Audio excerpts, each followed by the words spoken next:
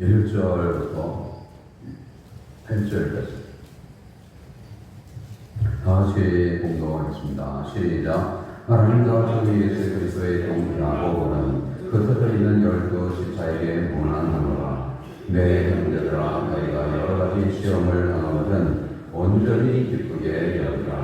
이는 너희 인내의 시간이 인내를 만들어내는 줄 너희가 알리라. 인내를 온전히 이루라. 이는 너희로 온전하고 구비하여 조금도 부족함이 없게 하려 하니라. 너희 중에 누구든지 지혜가 부족하거든 모든 사람에게 분이 주시고 꾸짖지 아니하시는 하나님께 구하라. 그리하면 주시리라.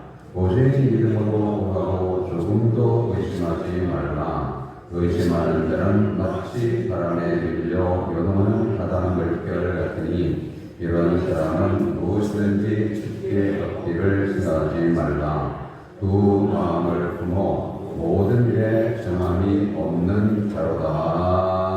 아멘. 현재 하나님께서 주시는 은혜와 축복이 넘치기 위해서는 이 세상을 살아가게 될 때에 시험들이 있는데 이러한 시험들을 잘 인내하고 견디고 또 승리해야만 되는 것입니다. 우리 주님도 이 세상에서 공생애를 시작하시기 전에 먼저 시험을 받으셨다고 이렇게 성경은 말씀을 하고 있습니다. 나귀로부터 시험을 받게 되셨는데요. 예수님은 그때 40일을 금식하셨습니다. 그리고 배가 줄이신 가운데 이제 있었는데 마귀가 시험을 했습니다. 네가 만일 하나님의 아들이면 이 돌들을 명하여 떡덩이가 되게 하라. 그리고 이제 계속해서 또 시험을 했는데 예수님을 성전 꼭대기에 세우고 뛰어내려라.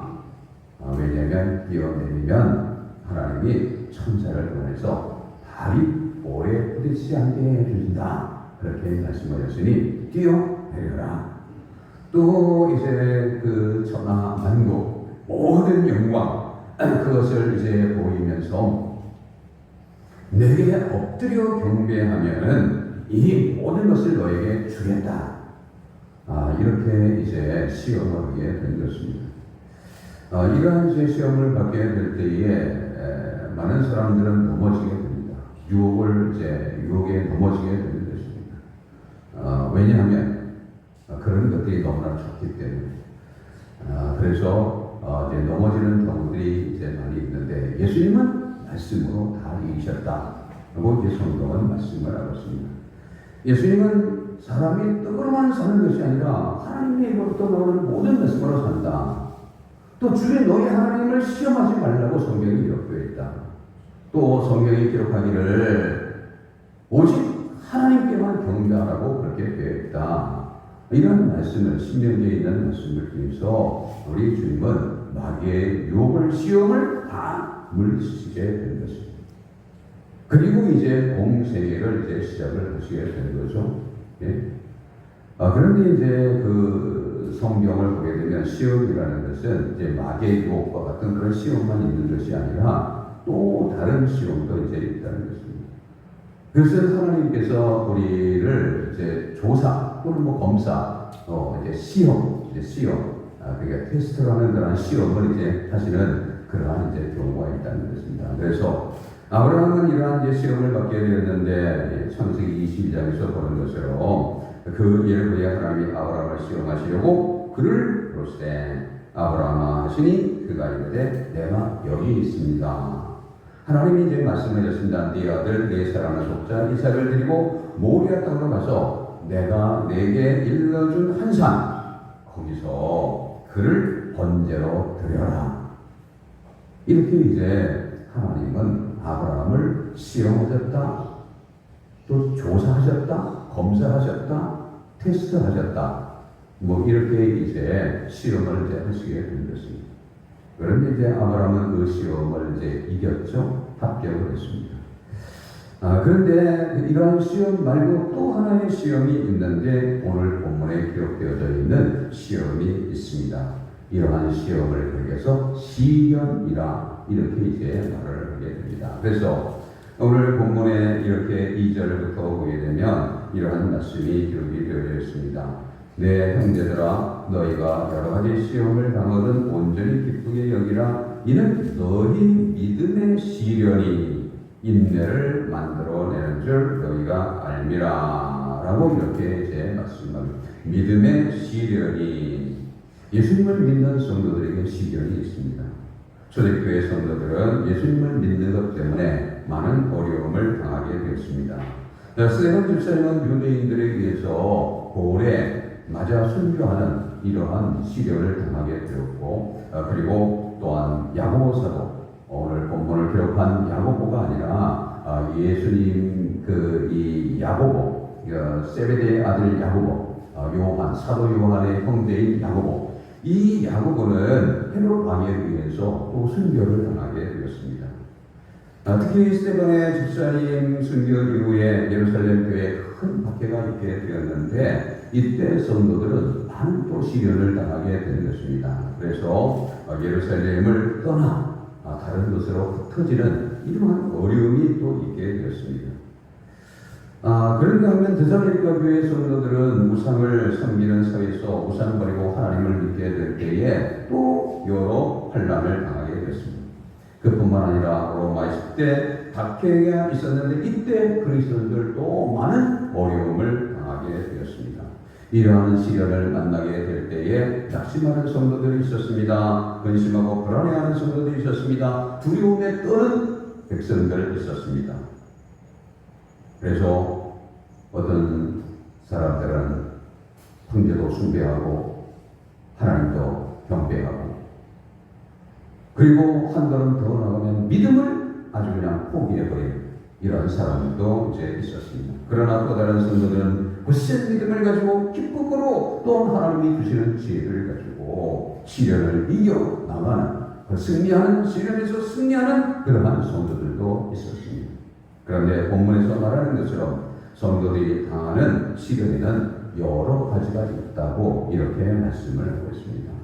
그래서 2절을 보게 되면 내 형제들아 너희가 여러 가지 시험을 당하거든 그랬습니다.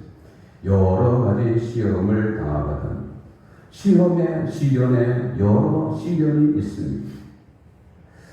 우리가 이제 계속 초대교회를 이제 보게 되게 될 때에도 유대인들은 이제 구약을 신봉을 하고 구약대로 이제 믿음의 삶을 이제 살아갔습니다. 하나님을 섬겼습니다.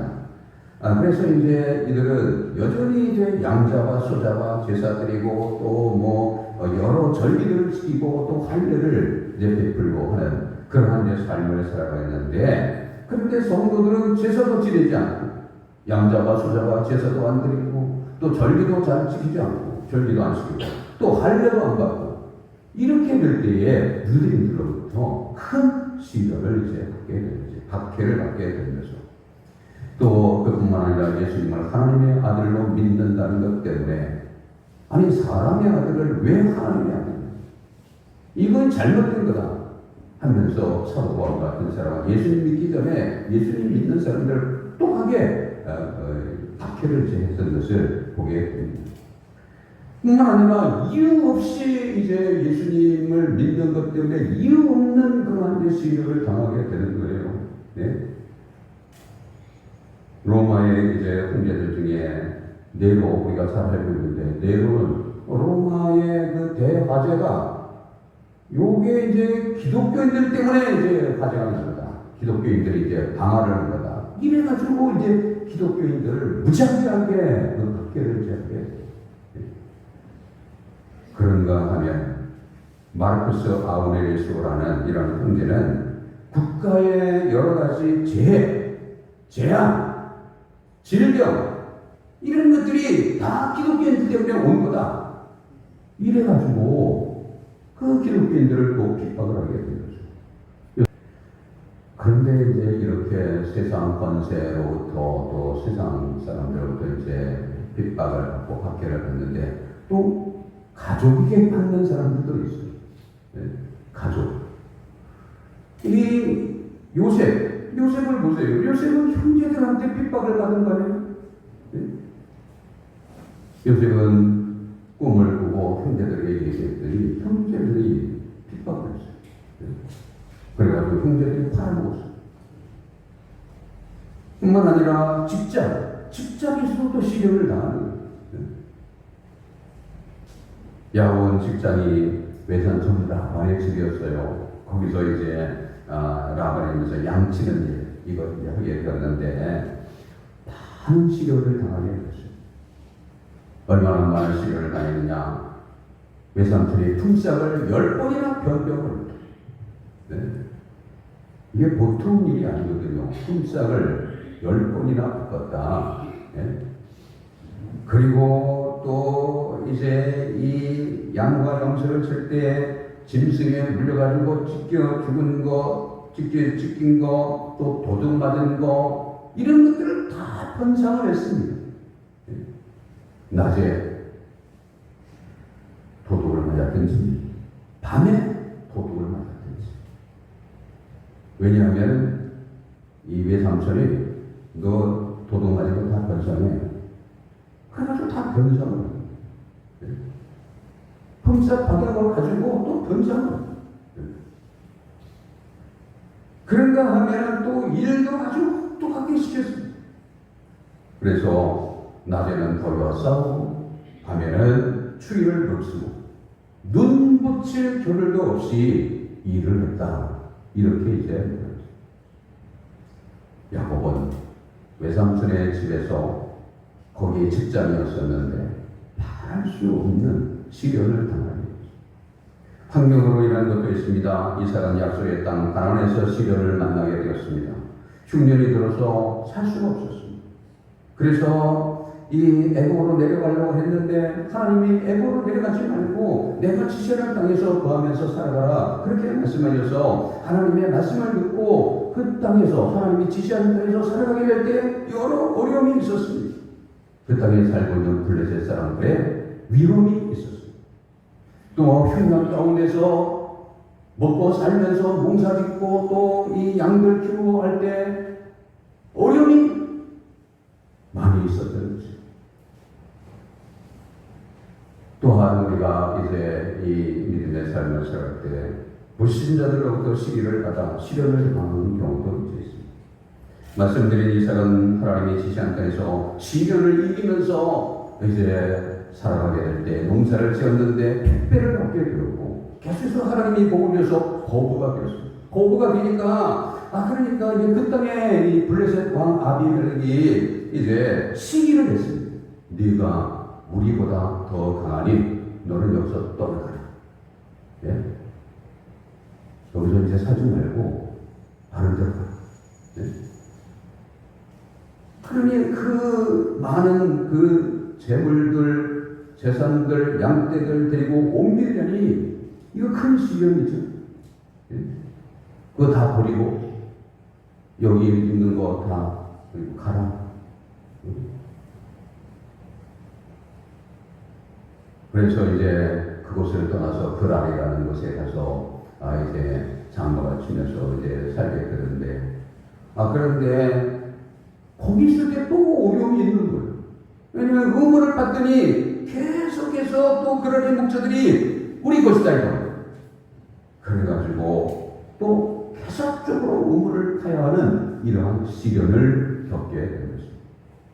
다니엘과 마찬가지입니다. 메대 다리오 왕이 나라를 하실 때 총리가 세 사람이 있었는데 다리오가 이 다니엘 이방인 이 다니엘을 유대 사람인 이 다니엘을 수석 총리로 삼으려고 하는 것을 이제 다른 사람들이 다 보고서는 이것을 시기했습니다. 그래서 다니엘을 사자굴에 집어넣는 조소, 그러니까 다른 사람에게나 다른 신에게 기도를 하면 사자굴에 집어넣는 조소를 만들어서 거기에 왕의 도장을 찍게 하고 다니엘을 함정에 빠뜨려 다니엘로 하여금 사자굴에 들어가게 하는 이러한 이제 어려움을 다니엘이 이제 겪게 되는 것입니다. 이처럼 성도가 이 믿음의 삶을 살아가면서 당하는 시련에는 여러 가지가 있는 것입니다. 여러 가지.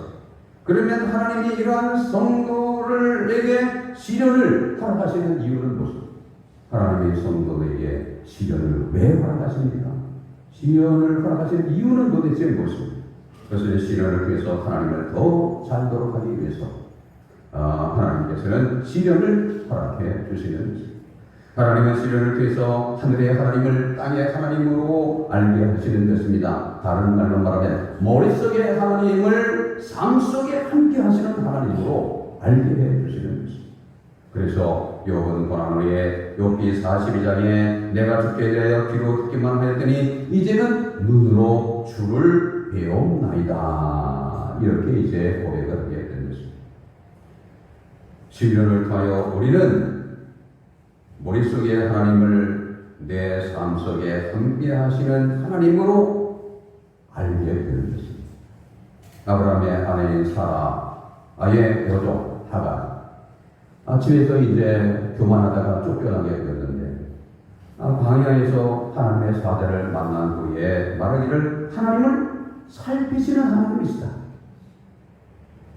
이처럼 하나님은 고난을 통하여 시련을 통하여 하나님을 더 잘 알도록 하시기 위해서 시련을 허락해 주십니다.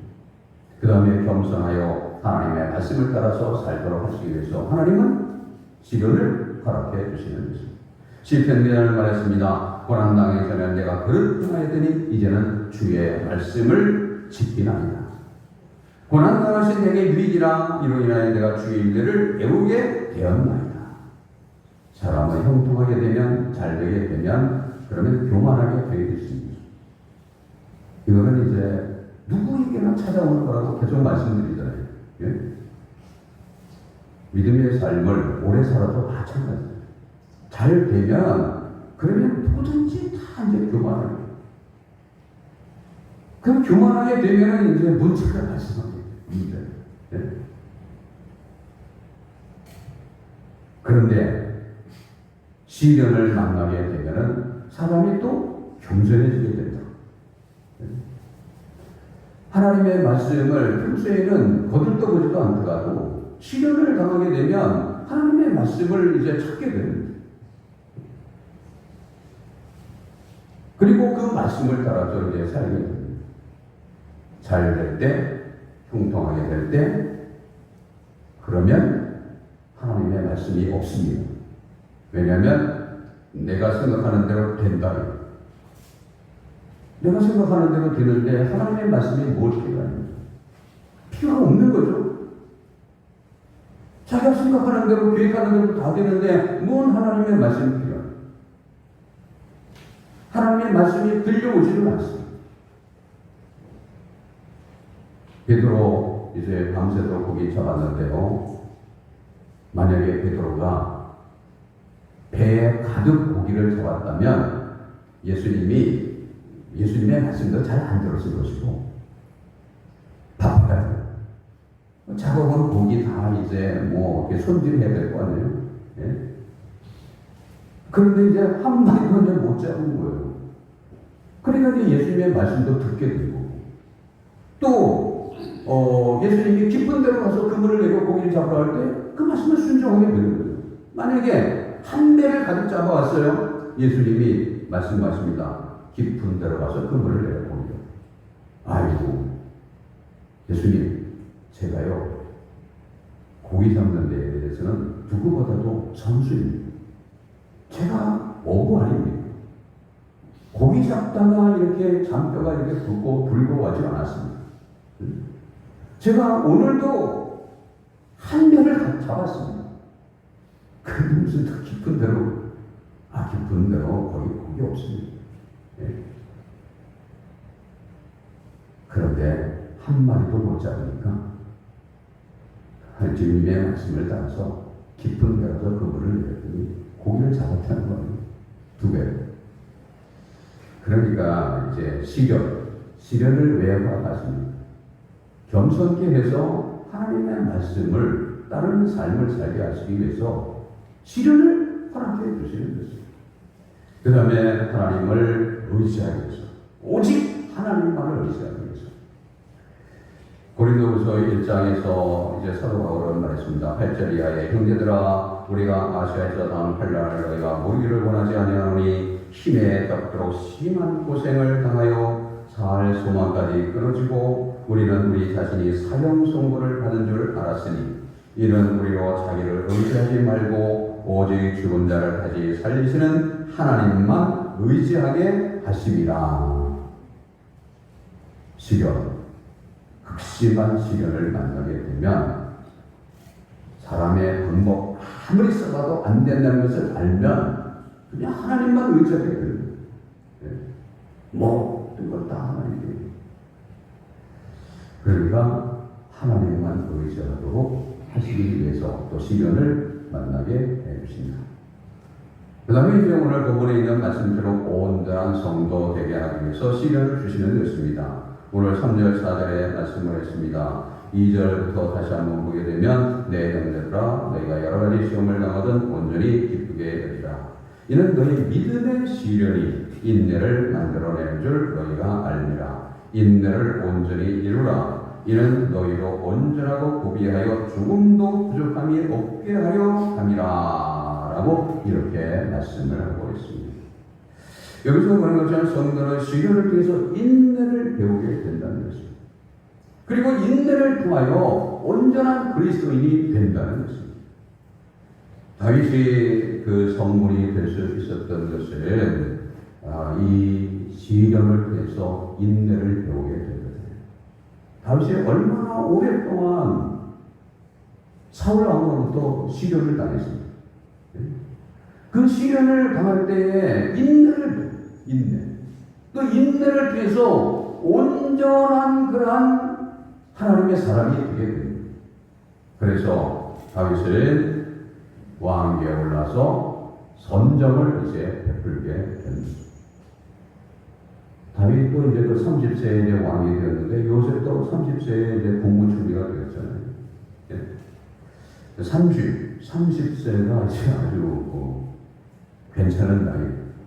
30세. 우리 주님도 30세에 공생애를 시작하셨습니다. 이 30세. 그런데 30세가 되기 전까지 말할 수 없는 시련을 당했다. 그냥 30세가 그냥 30세를 맞이한 게 아니에요. 요셉은 30세가 되기 전까지 무수한 시련을 당했다. 거기서 인내를 이제 배우게 됩니다.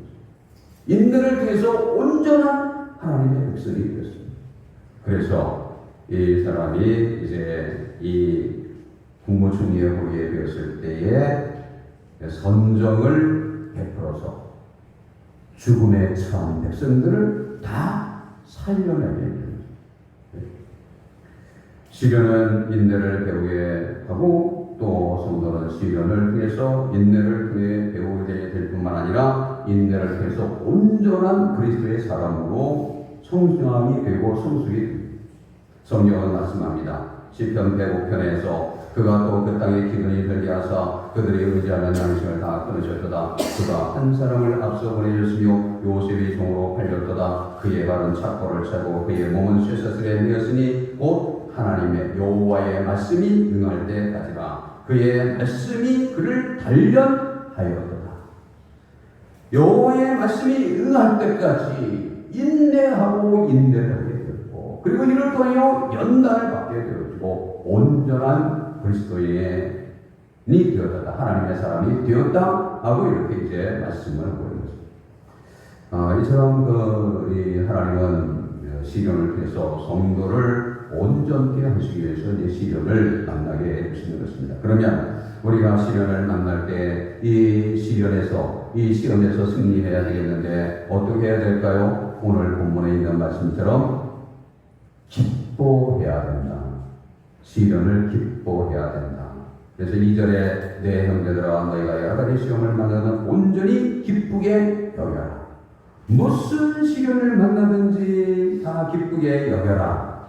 말씀드린 것처럼 하나님은 성도를 사랑하셔서 시련을 주시는 것입니다. 온전한 그리스도인이 되게 하시기 위해서 하나님이 복 주시는 하나님의 백성이 되게 해주시기 위해서 시련을 주시는 것입니다. 따라서 성도는 이러한 하나님의 의지를 잘 파악을 하고 시련을 만나게 될 때에 기쁘게 여겨야 된다는 것입니다. 성도가 시인에서 이기는 길은 기뻐하는 것입니다. 시련을 만났는데 두려워한다, 염려한다, 근심한다, 걱정한다, 원망한다, 불평한다, 억울해한다, 스트레스를 받는다. 그러면 인내가 안 되는 거죠, 우선. 인내할 수 없습니다. 그리고 하나님을 의지하지 못합니다. 그래서 시인에서 지게 되는 것입니다. 그러나 기뻐하게 되면 이긴다는 것입니다. 이 세상의 기쁨을 이길 수 있는 것은 아무것도 없는 것입니다. 기뻐하는데 누가 그 사람을 이길 수 있습니까? 기뻐하면 박해도 고난도 협박도 다 이겨나가셔야지. 서울이 예수님을 믿고 복음을 전할 때에 박해를 당하고 그리고 고난을 겪었지만 그러한 가운데서도 믿음 지키고 그리고 끝까지 복음을 전할 수 있었던 건 그 속에 기쁨이 있었기 때문이었습니다. 바울에게는 예수님을 믿는 믿음이 있었습니다. 죄인된 자기가 예수 그리스도를 통해서 구원을 받았다는, 영생을 얻겠다는 이러한 기쁨, 이 기쁨이 그 심령에 있었던 것입니다. 그리고 또한 하나님 나라에 대한 기쁨이 있었습니다. 하나님은 사도바울에게 하나님 나라의 영광을 많이 보여주셨습니다. 기쁨이 넘쳐났죠.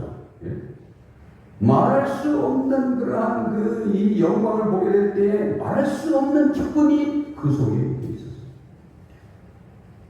하나님이 주시는 상에 대한 기쁨도 있었습니다. 주님은 말씀하시기를 나로 말미암아 너희를 욕하고 박해하고 거짓으로 너희를 거슬려 모든 악한 말을 할 때는 너희의 복이 있나니 기뻐하고 즐거워하라. 하늘에서 너희의 상이 큼이라. 이렇게 말씀을 하셨는데 이 말씀처럼 서로는 시련에 대한 상을 바라보고 기뻐하게 된 것입니다. 그래서 서로는 말했습니다. 나는 선한 싸움을 싸우고 나의 달려갈 길을 마치고 믿음을 깼으니 이제 호로는 나를 위하여 의의 멸망이 예비되었으므로 주고 의로우신 재판장이 그날에 내게 주실 것이다. 상을 바라보면서 기뻐하는 믿음의 삶을 살았습니다. 또한 사도 바울은 고난 자체를 또 기뻐했어요.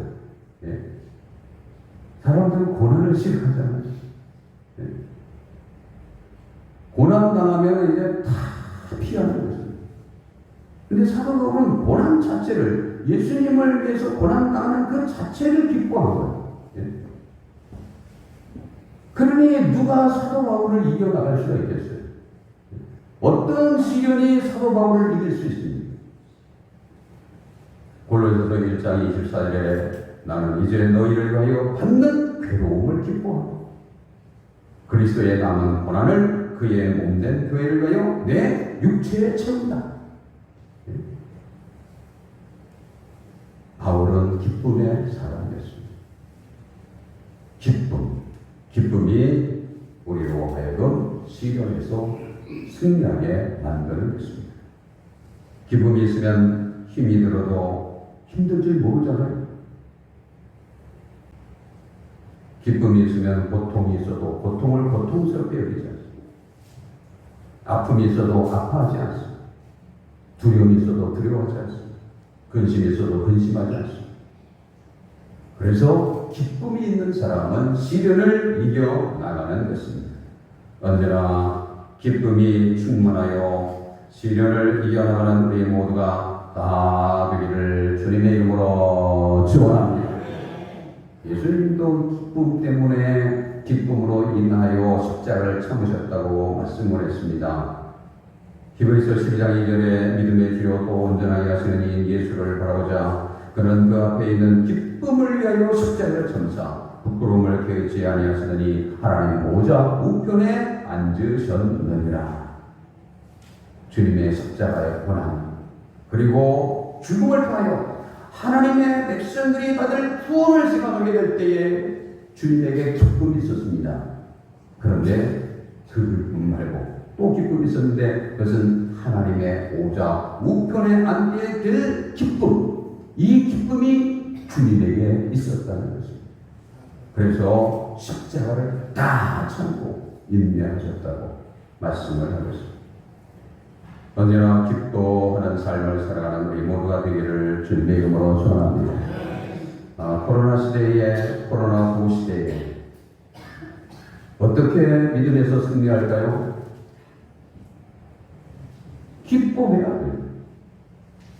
기쁨을 잃어버린 사람은 믿음 생활하기 힘듭니다.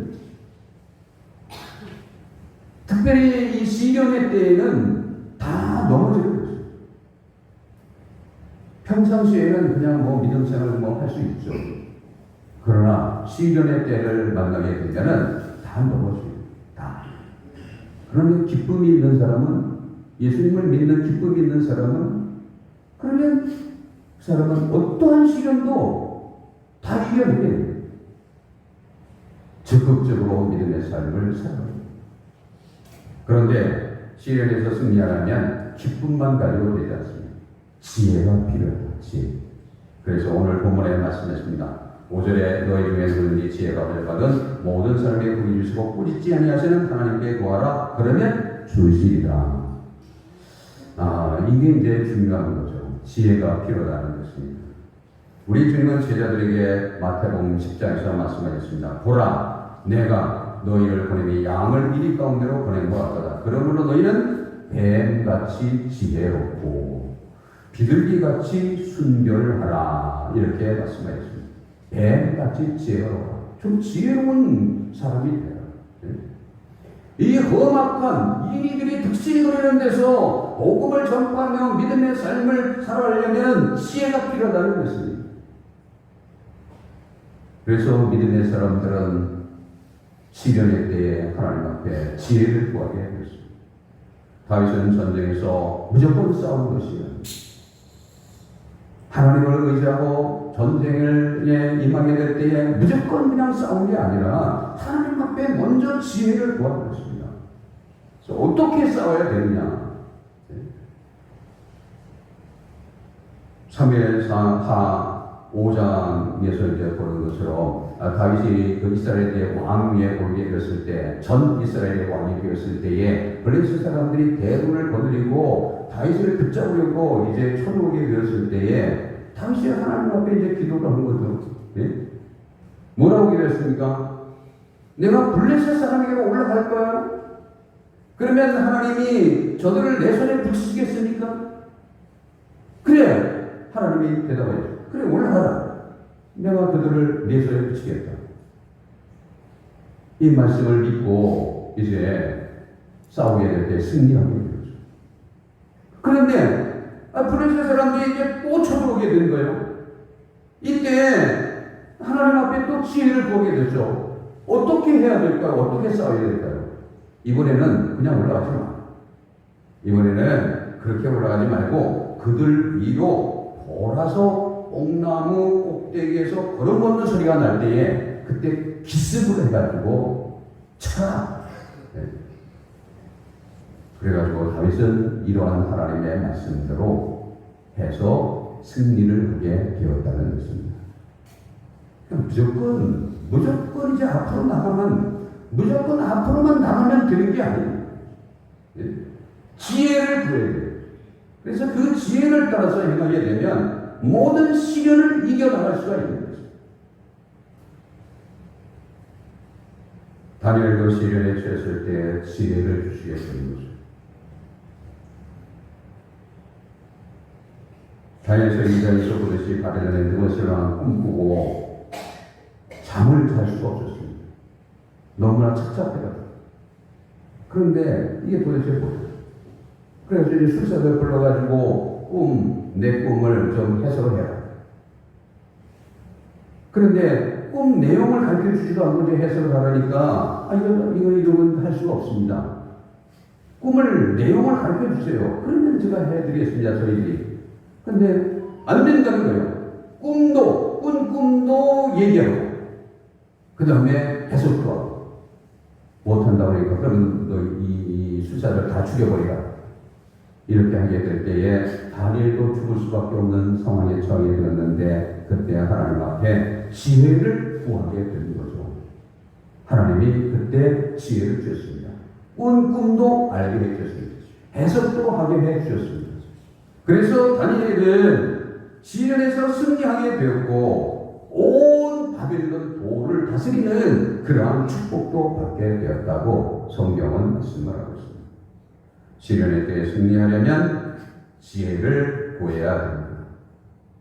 그런데 지혜를 구하게 될 때 믿음을 가지고 해야 된다는 거죠.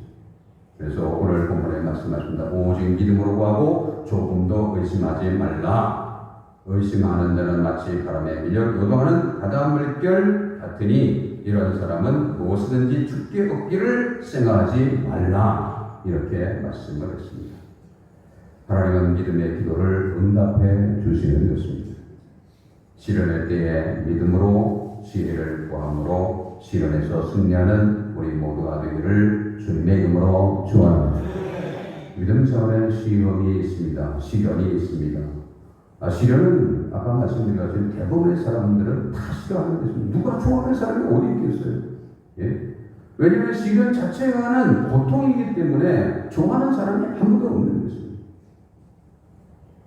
그러나 성도는 시련을 통해서 하나님이 기뻐하시는 믿음의 사람으로 성장도 되고 성숙해져 가게 되는 것입니다.